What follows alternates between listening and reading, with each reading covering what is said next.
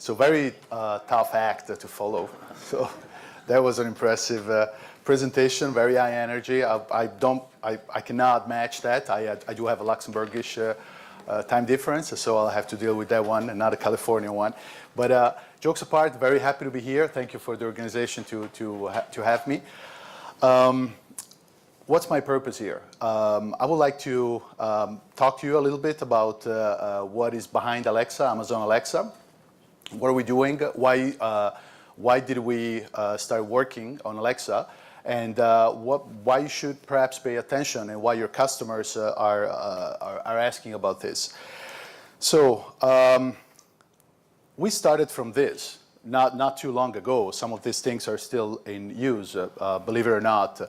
We started a little bit backwards. We started with vision, with touch, but what we're thinking, our paradigm, our assumption here with Alexa is that this is not the most natural or the first most natural way of communicating.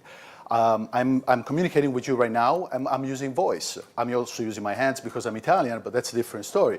The point is that voice is immediate. Voice is natural. The way that very often we gauge the developmental level of new human beings is through voice, how well they can communicate with voice. So it would be fantastic just to have the same level of immediacy of a natural communication by machines. Now, of course, machines, being machines, have an issue disambiguating. Disambiguation is the process by which we say something and we mean 50 other things. Machines have a huge issue with this. And so if we do it right, that becomes, it becomes very natural, it becomes special, it becomes very attaching. Now, let's go through a very brief history. Every 10 years, we change the way that we communicate with machines. Human-machine interaction has passed through a number of these steps. Each one of these steps is a few things. Is an increased number of user reach, is an increased number of skill set needed to be competitive, but is of course also opportunity. So where we are right now is in the VUI design phase, voice user interface design phase. So this is where we are right now. Does that mean that mobile devices are set to disappear? Absolutely not. So this is, using my hands again, so this is not voice over mobile. The two things are complementary, right? So we still have eyes and ears and hands. So that's the point. But voice is here. Voice is what your customer and all of our customers expect right now. So let's talk a little bit more about mobile moments. Mobile moments are those in which we whip up one of our mobile devices. All of us carry at least one, if not more, and we want information in context on the moment. So we have a need for immediacy. We have a need to get information on the moment. And we believe at Amazon, we've invested a lot of money and a lot of resources, and we still invest a lot because we're just at the beginning, that voice is the other way, the better way to get immediate information in context. Now, when we are alone, we speak, I do, we speak with our car, we speak with our pets, so we have no problem communicating with voice. So why doing this? Kathy Pearl here said it beautifully in a way that we not only need to change technology, but we have an opportunity here to become more human with this level of communication with machines, hence with ourselves. So that's how we started. This is one of our first Echo devices. By the way, how many of you, if you can raise your hands, are familiar with Echo devices? Do you own one? Have you ever tried one? Okay, so some of you, let's say 50-50. Big distinction, Alexa is one thing, that's the cloud-based voice service, and Echo is one of the family of devices. That's one of the Amazon family of devices. Important distinction in our minds, because Alexa does not work only on Amazon-made devices. So we open it up to make sure that there is opportunities for other manufacturers to actually profit from this and benefit, better than profit, benefit from voice science without having to reinvent it. This is another one. These are the latest devices that we introduced. The takeaway slide from here is that, there are some Echo devices that have a screen. As I mentioned before, again, complementary experiences, multimodal experience that enrich this voice-first paradigm. Some of the Alexa habits that we are starting to record now that we do have samples. We're seeing that entertainment, huge necessity of human beings. A lot of people consume entertainment via voice-enabled devices. And smart home, so connected device control, super important as well. Some of the habits, kitchen, big center of the house. And this is interesting because I lived for a fairly long time in the US, and I am aware of the concept of the big American kitchen as a center of the family life in a lot of the cases. In Europe, it's a little bit different. Kitchens are smaller, definitely mine is smaller here in Europe than I had in Florida. But the point is that we still see the biggest use here in the kitchen. So while you're cooking, while you're preparing, while you're entertaining, maybe even while you're preparing the kitchen for the next shift, you consume via voice your entertainment and your services. Now, press reaction, I won't spend a lot of time here, but the point is that why are we doing this? At the end of the day, why is Amazon doing this? This is a number, it's a super rapid fire quiz. Anybody wants to take a wild guess on what this is? I will not move from this slide until at least one person says. Yes? Number of words we either speak or hear in a day? No, that's a lot bigger. So these are marriage proposals. So why am I showing you this very cheesy, apparently slide? Because there is a very important thing that is happening with Alexa-enabled devices. Human beings make an anthropomorphic relationship with these devices, and it's immediate. My kids, the first time I gave this example last night, speaking with somebody at dinner, hopefully they won't call me out right now, but real story, my kids, first time they saw an Alexa-enabled device, they loved that they started putting Frozen song like over and over and over and over. And I say, Alexa, stop, Alexa, stop, Alexa, stop. Every single time to stop the music. Session ended. After half an hour, my oldest one, Lapo, came to me and says, Dad, do you think that she's okay?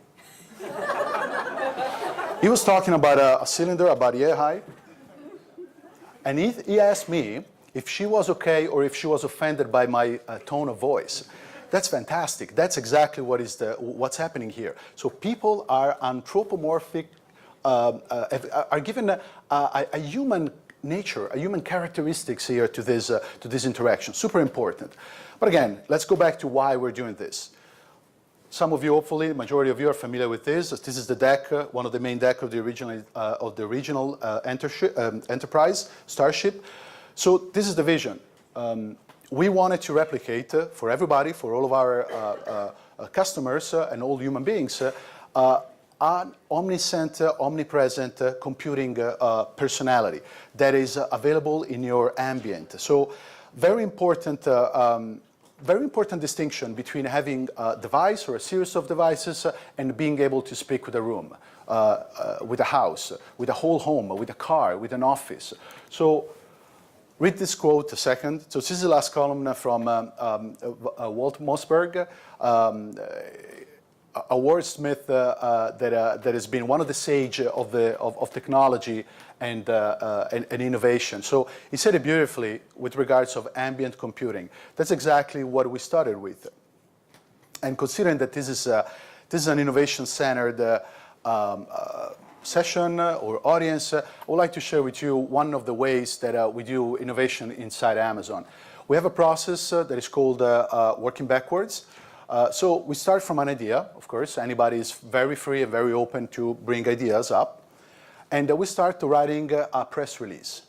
So this is a fictional press release of something that is being put for public consumption on our website as a product launch. So we actually start writing a press release, one-page press release.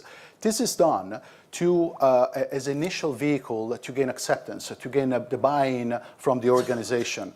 And if this idea sticks with certain people, then there is a deepening of the idea. There is a a bigger and deeper elaboration through what we call a six-pager, which is a written narrative of the benefits, on the risks, on why we're doing this. And this is behind, as far as I know, the large majority of all the projects done in Amazon. This is exactly what was behind Alexa. So going back, voice will be everywhere, in the car, captive audience, your customers, all of us, when we are in the car, we're perfectly situated to consume whatever takes our mind away from where we are, from our present. So captive audience, extremely receptive to entertainment, and also with a need of controlling car and infotainment system via voice. Supposedly your hands are full.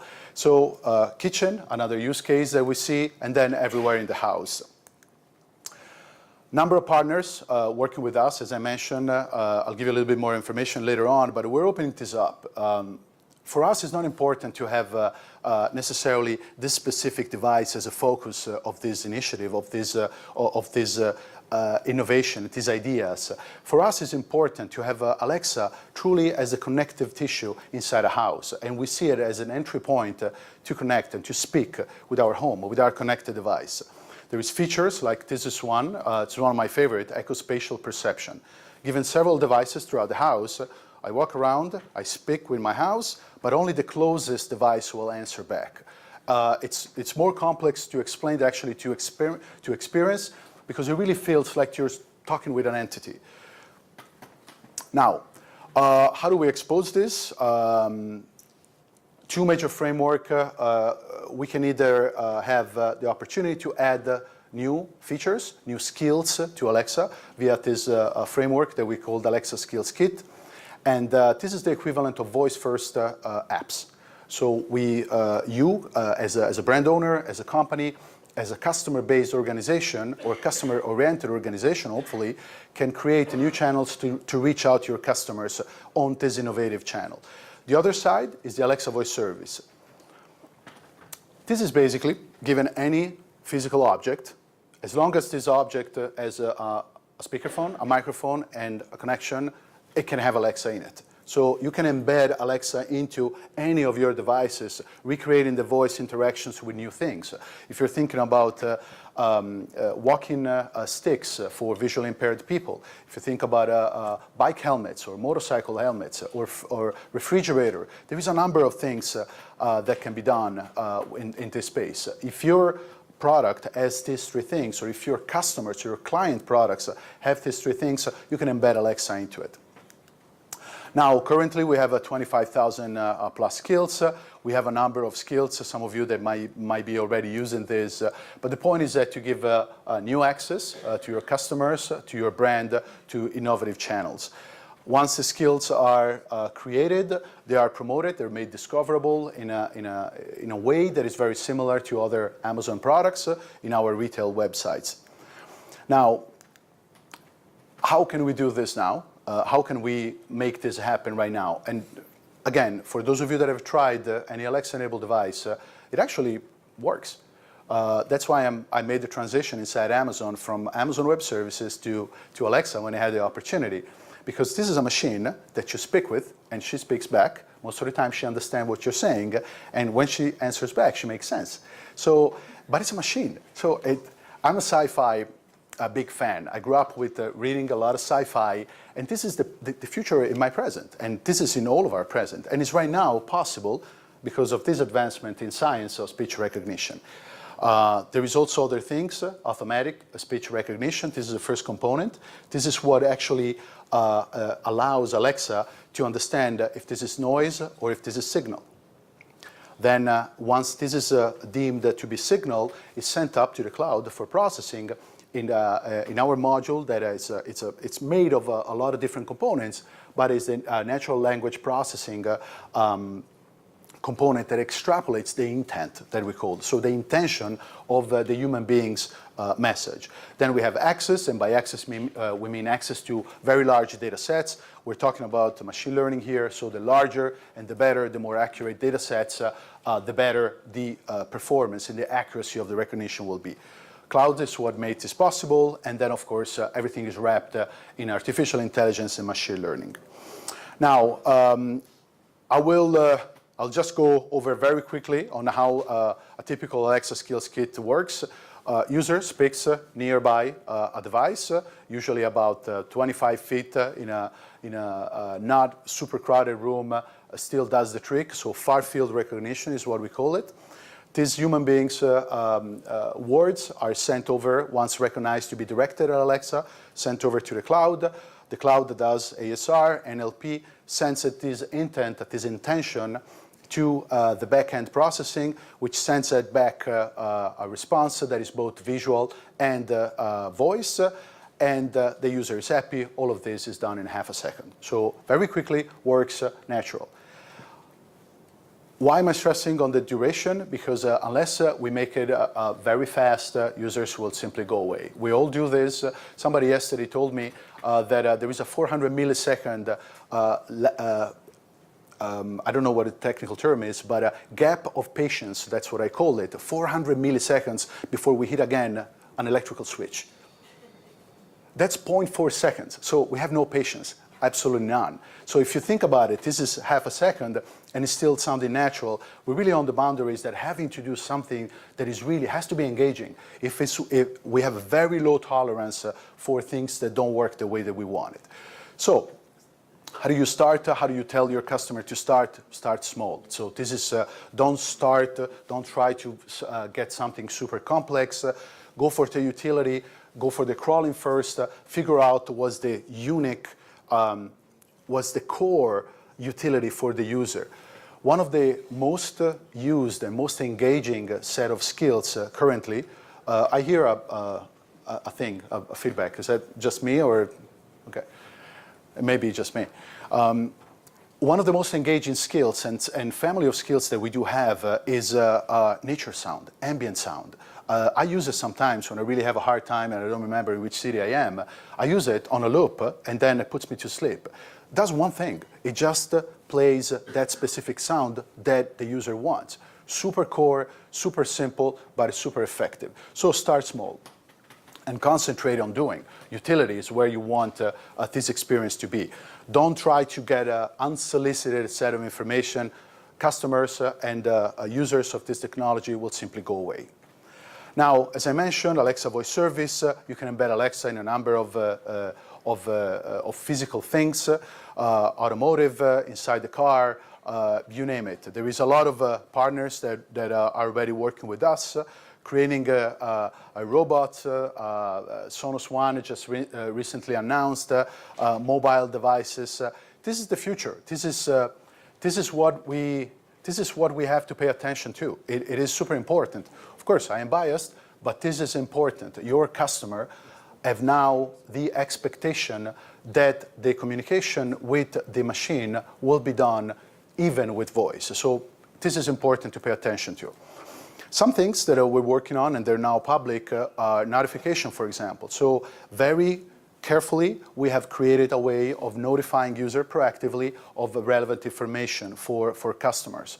Now, other things, this is now available on mobile devices as well. There's some manufacturer that we work with. And then, of course, car, as I mentioned.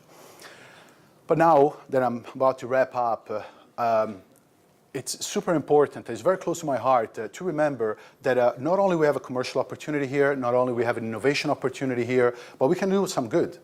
We can definitely do some good. There is a fairly large set of the population with various disabilities or lower or impairment that actually can benefit from this. Think about all the visually impaired population that can be assisted with this. But then, of course, there is the light. This is fun.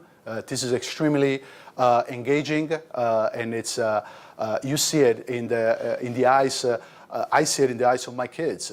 They cannot get enough, so they actually need to be told when is enough, and it's delightful. It's a delightful experience. I hope I gave you some pointers, and I thank you very much. It's been a fantastic day. Thank you.